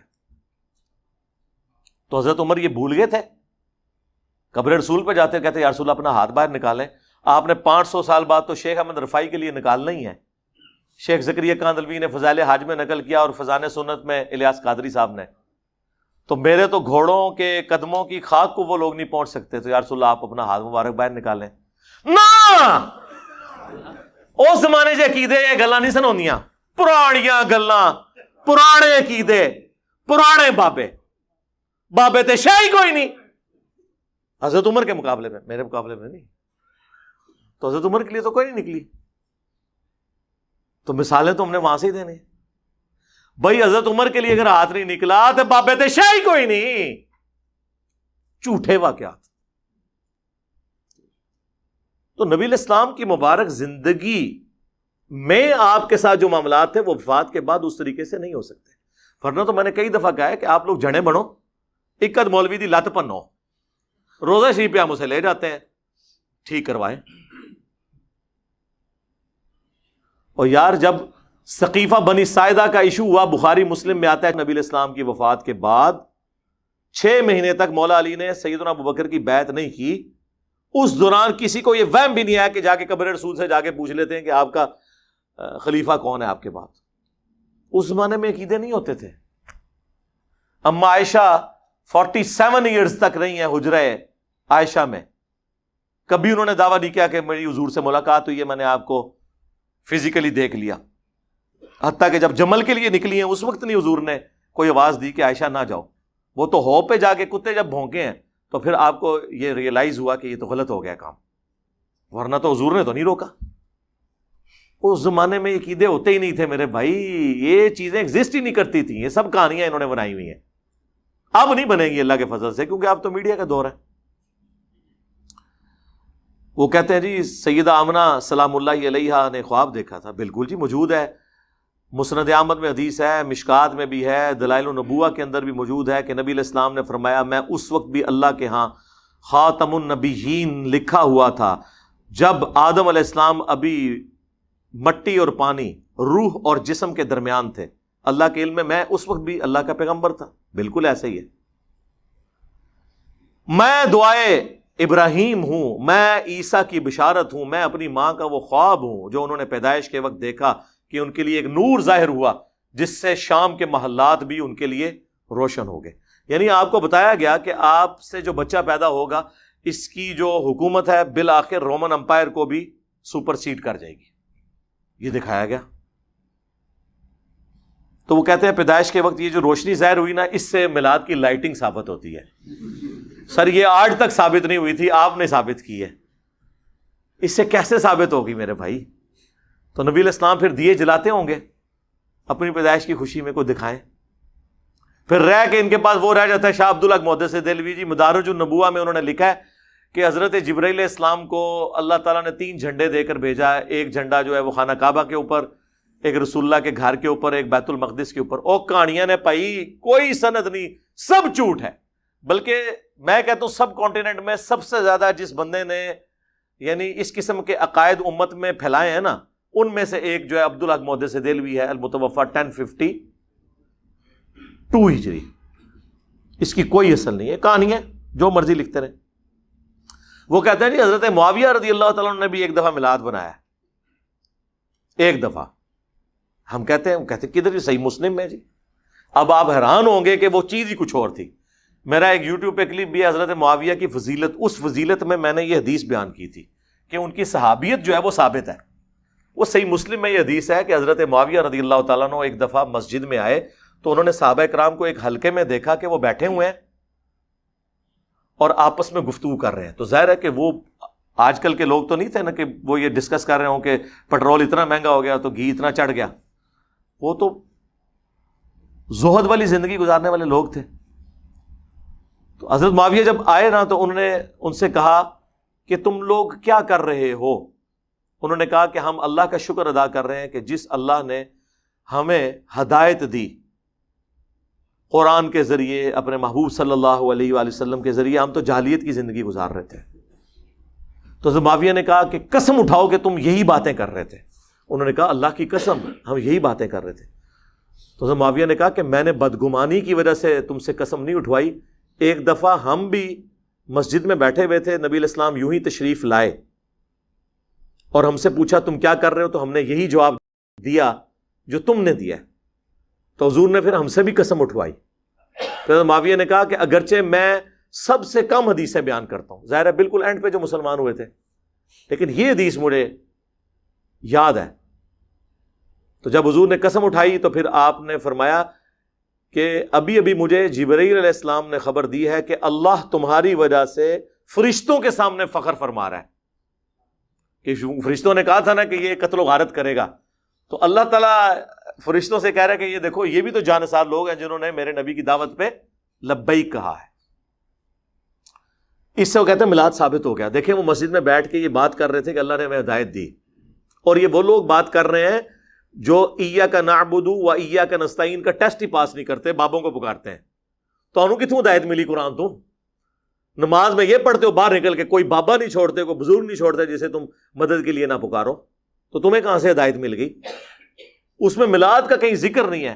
ایون نبی علیہ السلام کا بھی ذکر اس میں نہیں ہے کہ وہ یہ کہہ رہے ہوں کہ نبی علیہ السلام ہم میں آئے. وہ تو میں نے آپ کو ایکسپلینیشن کے طور پہ بتایا، ورنہ وہ بھی ہوتا تو یہ کہتے کہ پیدائش کی خوشی منا رہے تھے. اس میں ہے کہ اللہ نے ہمیں ہدایت دی، ظاہر نبی علیہ السلام کے ذریعے دی، لیکن حضور کی پیدائش کا میلاد نہیں وہ منا رہے تھے. ڈاکٹر طاہر القادری صاحب نے اس سے میلاد شریف ثابت کر دیا. اب عقل کا تو کوئی علاج نہیں اس طرح کی اگر کسی میں ہو.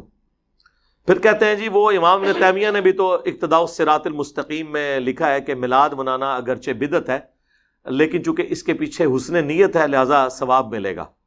تو اگر یہ بدعت ہی صحیح لیکن ہماری نیت تو عشق رسول کی ہے، اس میں ثواب ملے گا.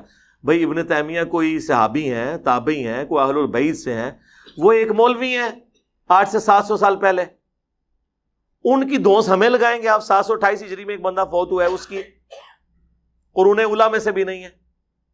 تو میں نے تو بہت پہلے اس کا رد کیا تھا کہ اس کی بات غلط ہے، ورنہ تو کل کو کوئی کہے گا کہ 10 محرم پہ ہم جو کچھ کر رہے ہیں، خرافات، جھولے، ماتم، زنجیر زنی، گھوڑے کے نیچے سے گزرنا، یہ جتنی بدعات ہیں یہ ہم اہل بیت کی محبت میں کر رہے ہیں. اگرچہ ہے تو بدعت لیکن اس پہ ثواب ملے گا. اور بھائی بدعت پہ ثواب کی بشارت نہیں ہوتی ہے. تو میں نے ابن تیمیہ کی انجینئرنگ بہت پہلے کی تھی اس حوالے سے، میں آج اس کو ٹاپک کو سکپ کرتا ہوں. ہمیں کسی کے کوئی دھونس نہ لگائے. اور بھائی جب ہم قرآن و سنت کی روشنی میں حضرت معاویہ رضی اللہ تعالیٰ عنہ، حضرت عمر بن عاص رضی اللہ تعالیٰ عنہ، حضرت مغیرہ ابن شعبہ رضی اللہ تعالیٰ عنہ سے اختلاف کر سکتے ہیں تو بابت شیعی کوئی نہیں، چاہے وہ بابا ابن تیمیہ ہوں، چاہے بابا اعلیٰ حضرت ہوں، چاہے بابا اشرف علی تھانوی ہوں. تو علم کی دنیا ہے، علم کی دنیا میں پھر کرائٹیریا ایک ہی ہوتا ہے. اس کے بعد جو سب سے زیادہ ایک سوال ہوتا ہے نا، وہ کہتے ہیں دیکھیں جی آپ دیکھیں 12 ربیع الاول کا دن ہے، 2 گھر ہیں، ایک گھر میں حضور کی پیدائش کی خوشی منائی جا رہی ہے، دوسرے گھر میں جو ٹی وی لگا ہوا ہے یا بچے جو ہیں وہ گیمیں کھیل رہے ہیں، 12 ربیع الاول کی چھٹی کو سیلیبریٹ کر رہے ہیں. بتائیں کون عاشق رسول ہے دونوں میں سے؟ اب اگر آپ اس طریقے سے بنیاد بنائیں گے لاجک کی بنیاد پہ، منطق جو زیادہ تر ہمارے اہل تشیع اور بریلوی حضرات لے کے چلتے ہیں، تو پھر سر اس کی تو کوئی اینڈ نہیں ہوگی. کل کو تو پھر ہم آپ سے یہ کہیں گے کہ ایک طرف آدم علیہ السلام ہے جنہیں فرشتوں نے سجدہ کیا انکلوڈنگ جبرائیل علیہ السلام، اور دوسری طرف ہمارے نبی علیہ السلام ہے، تو ہم انہیں سجدہ نہ کریں؟ لاجیکلی تو کرنا چاہیے. لیکن ابو داؤد میں حدیث ہے، سنن ابن ماجہ میں بھی ایک صحابی نے سجدہ کیا، آپ نے کہا سر اٹھا کیا کر رہا ہے؟ ان کا یا رسول اللہ ہیرا نامی شہر میں گیا تھا، وہاں لوگ اپنے سردار کو سجدہ کرتے ہیں، تو میں نے بہتر سمجھا کہ آپ کو سجدہ کروں. آپ نے فرمایا جب میں فوت ہو جاؤں گا تم میری قبر سے گزرو گے، کیا میری قبر پہ بھی سجدہ کرو گے؟ ان کا نہیں یا رسول اللہ. تو فرمایا پھر مجھے کیوں سجدہ کر رہے ہو؟ اگر سجدہ میں جائز سمجھتا تو بیویوں سے کہتا کہ اپنے خامدوں کو سجدہ کریں اس حق کے سبب جو اللہ نے مقرر کیا ہے. تو حضور نے تو نہیں یہ کہا کہ عشق دے چلے نمبر لے گئے، عقل والے اونجے ہی عمرہ گالیاں کہتے ہیں نا جی، عشق کے چلے نمبر. او عشق دے چلے اتنے بھی میرے ہتھوں مارے گئے، اگوں اللہ دے ہتھوں مارے جان گے. ہاں عقل والے انما یتذکر اولو الالباب، نصیحت تو حاصل نہیں کرتے مگر عقل والے. یہ آپ نے کون سا دین بنا لیا؟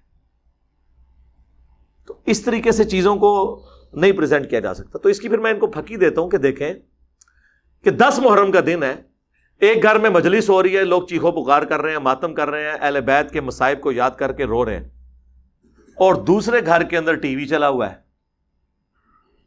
بلکہ اس سے بھی بڑھ کر اعلیٰ حضرت کی کتاب رد الرافضہ رکھی ہوئی ہے جس میں شیعہ کو کافر ڈکلیئر کیا گیا ہے. ایک طرف اہل بیت کے غم میں لوگ رو رہے ہیں، یہ شیعہ کا گھر ہے، یہ بریلویوں کا گھر ہے. اب بتاؤ کہ عاشق اہل بیت کون ہے؟ تو کہیں گے نہیں، عشق اہل بیت کا یہ تقاضا نہیں ہے کہ اس طرح کی بدعت کی جائے. تو سر عشق رسول کا بھی یہ تقاضا نہیں کہ اس طرح کی بدعت کی جائے.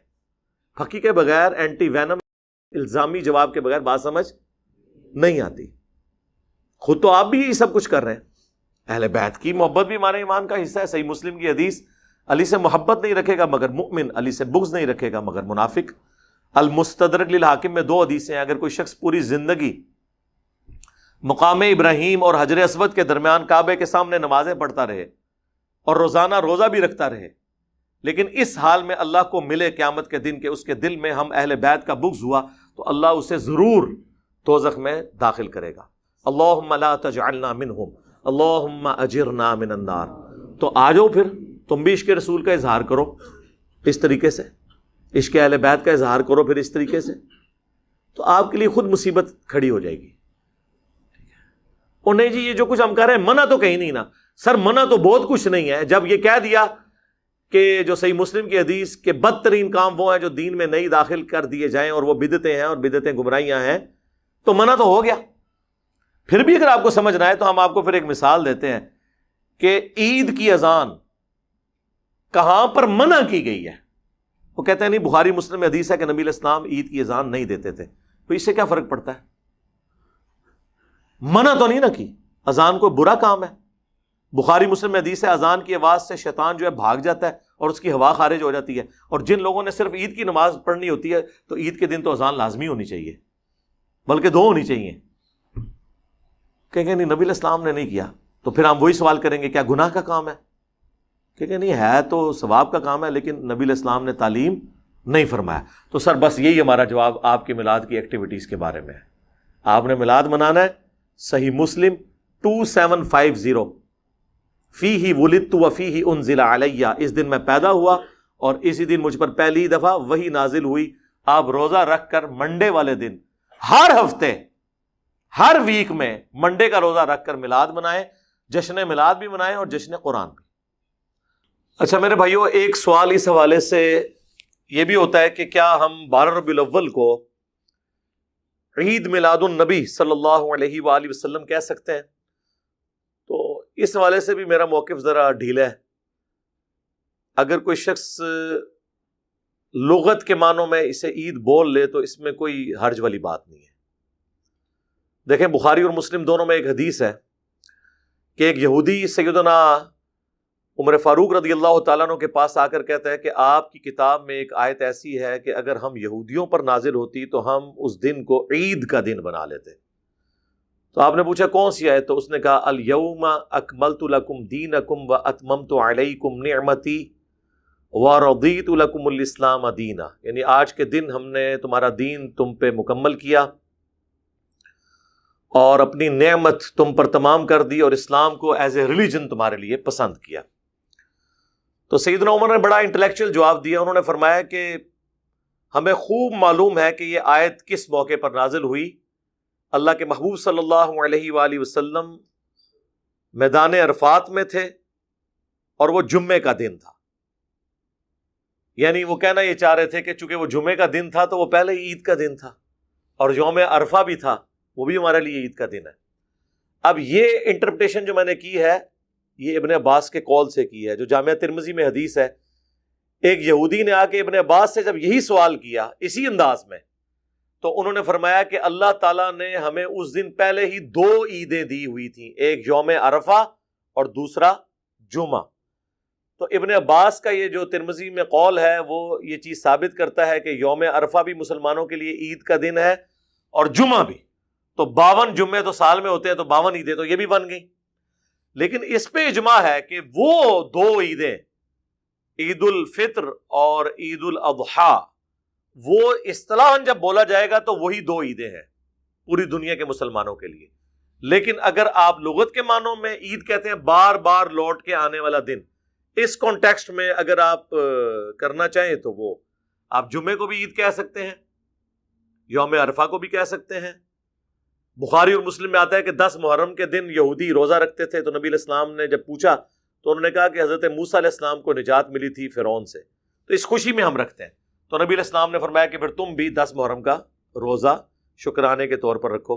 بعض نے عرض کی کہ اس میں تو یعنی یہودیوں کی مشابہت ہو جائے گی، تو پھر آپ نے فرمایا کہ پھر تم 9 کا بھی رکھو۔ صحیح مسلم میں الفاظ موجود ہیں، اس میں میری ڈیٹیل ویڈیو الگ سے بھی ریکارڈ ہے۔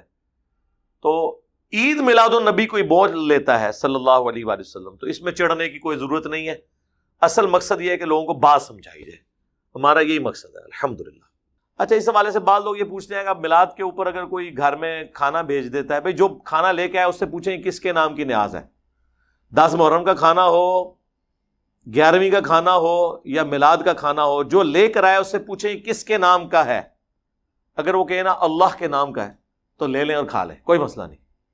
اور اگر وہ اللہ کے سوا کسی اور کا ذکر کرے پھر بھی اس سے پوچھ لیں۔ بعض اوقات لوگوں کو بتانے میں وہ کہہ دیتے ہیں نا عبد القادر جیلانی کی 11ویں، ان کو کہیں کہ ان کے نام کیا یا اللہ کے نام کیا، اور ان کو ثواب پہنچانے کے لیے، یعنی اگر بریانی کھانی ہے تو پھر پوری تحقیق کر لو۔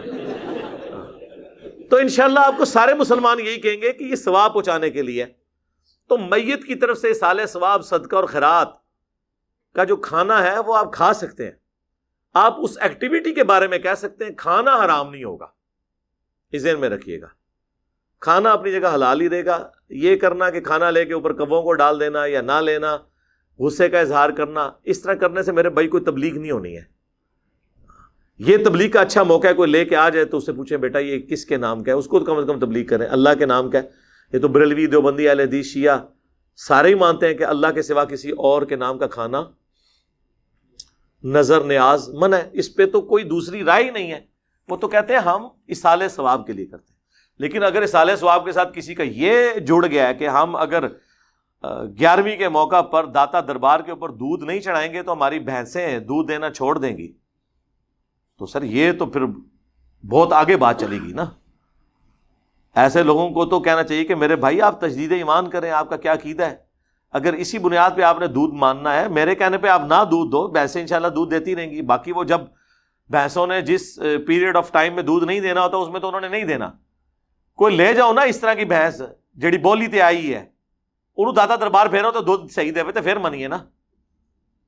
آپ جائیں آسٹریلیا میں دیکھیں، نیوزی لینڈ میں دیکھیں، ایک شکل کی بکریاں، ایک شکل کی گائیں یوٹیوب پہ ویڈیوز رکھی ہوئی ہیں، کتنا کتنا دودھ دے رہی ہیں۔ آپ کے سارے بزرگ مل کے بھی ایک بھینس سے اتنا دودھ نہیں نکال سکتے جتنا وہ نکال رہے ہیں، تو انہوں نے کیوں نہیں بزرگ مند ہے؟ اتنی اتنی خوبصورت گائے بھینسیں، یہ ایک ٹیکنالوجی ہے اللہ تعالیٰ نے انسان کو طے کروا دی ہے۔ دنیا بقدر ایفرٹ ہے، جو کوشش کرے گا اس کو ملے گا۔ تو میں نے کوشش کی ہے کہ اس حوالے سے جتنی باتیں بھی ربیع الاول کے حوالے سے پوچھی جاتی ہیں، میلاد کے حوالے سے، ان کو بیان کر دوں۔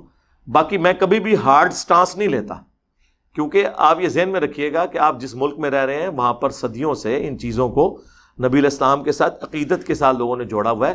لہٰذا کوئی یہ حرکت نہ کرے کہ کوئی میلاد کا جھنڈا پھاڑ دے، کوئی ضرورت نہیں ہے. کہیں پہ لائٹنگ ہوئی ہے اس کو خراب کر دیں, کوئی ضرورت نہیں. میں آپ کو اپنا بتاؤں, جب میرے بچے چھوٹے چھوٹے تھے نا تو میلاد کے ظاہرہ مہینے میں تو پورا کلچر ہے سب کانٹیننٹ کا. آپ کیا بچوں کو لائٹنگ کرنے سے, جھنڈیاں لگانے سے روک سکتے ہیں؟ مجھے بتائیں. تو میں خود انہیں پیسے دیتا تھا, وہ ظاہر پیسے مانگتے تھے کہ ہم نے بھی جھنڈیاں لگانی ہے. میں کہتا ٹھیک ہے لگا لو, لیکن اب جب تھوڑا سا استعمال ہے, میں نے انہیں منع نہیں کیا. وہ خود ہی پوچھتے ہیں کہ بابا یہ, اب ظاہر ہے وہ جب بندہ ویڈیوز دیکھتا ہے اس کو آئیڈیا ہوتا ہے کہ نبی الاسلام نے, صحابہ نے یہ کام کیا. نہیں, اب اس دفعہ میلاد آیا ہے تو اب انہوں نے کوئی ڈیمانڈ نہیں کی ہے کہ ہم نے لگانا ہے نہیں لگانا, خود بخود. آپ نے نیگیٹو سائیکالوجی کبھی ڈیولپ نہیں ہونے دینی. اس کا فائدہ یہ ہوگا کہ نفرت نہیں آئے گی کسی کے دل کے لیے.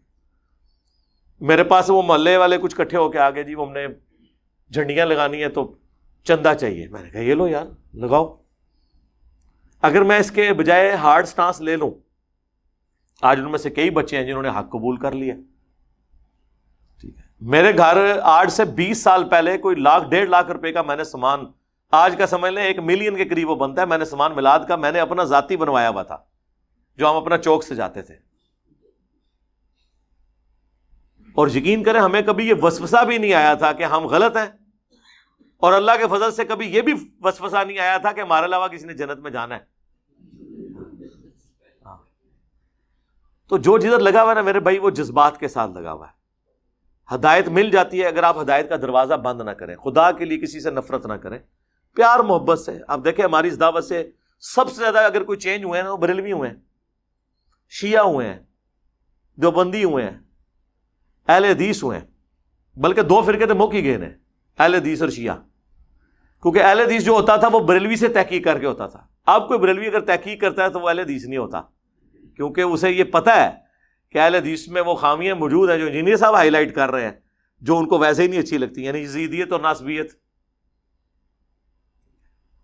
اسی طریقے سے اہل تشیع میں جتنے پڑھے لکھے لوگ تھے وہ پہلے ہی تنگ تھے کہ یہ صحابہ کرام پہ اعلانیہ سب و شتم کرنا اور عجیب قسم کی یہ ٹیبوز والی ایکٹیویٹیز کرنا, ٹھیک ہے, اپنے آپ کو زخمی کرنا اور پوری دنیا میں اسلام کی بدنامی کا باعث بننا.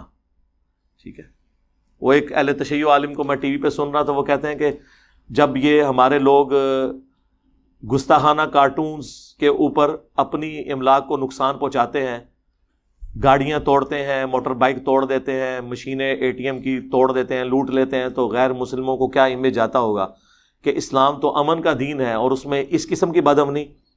تو میں نے کہا تھا سر جان کی مان پائیں تو ہم بھی عرض کریں کہ جب آپ اپنے آپ کو چھریاں مارتے ہیں, بجائے کسی یزیدی کو پکڑ کے چھری مارنے کے, وہ بھی نہ ماریں, اسے علمی چھریاں ماریں جو ہم نے ماری ہیں. ٹھیک ہے, آپ اپنے آپ کو چھریاں مارتے ہیں, آپ کوئلوں کے اوپر ماتم کرتے ہیں, اب آپ نے مٹکے توڑنے شروع کر دیے ہیں, اپنے علماء آپ کو کہہ رہے ہیں کہ یہ کیا حرکتیں کر رہے ہو,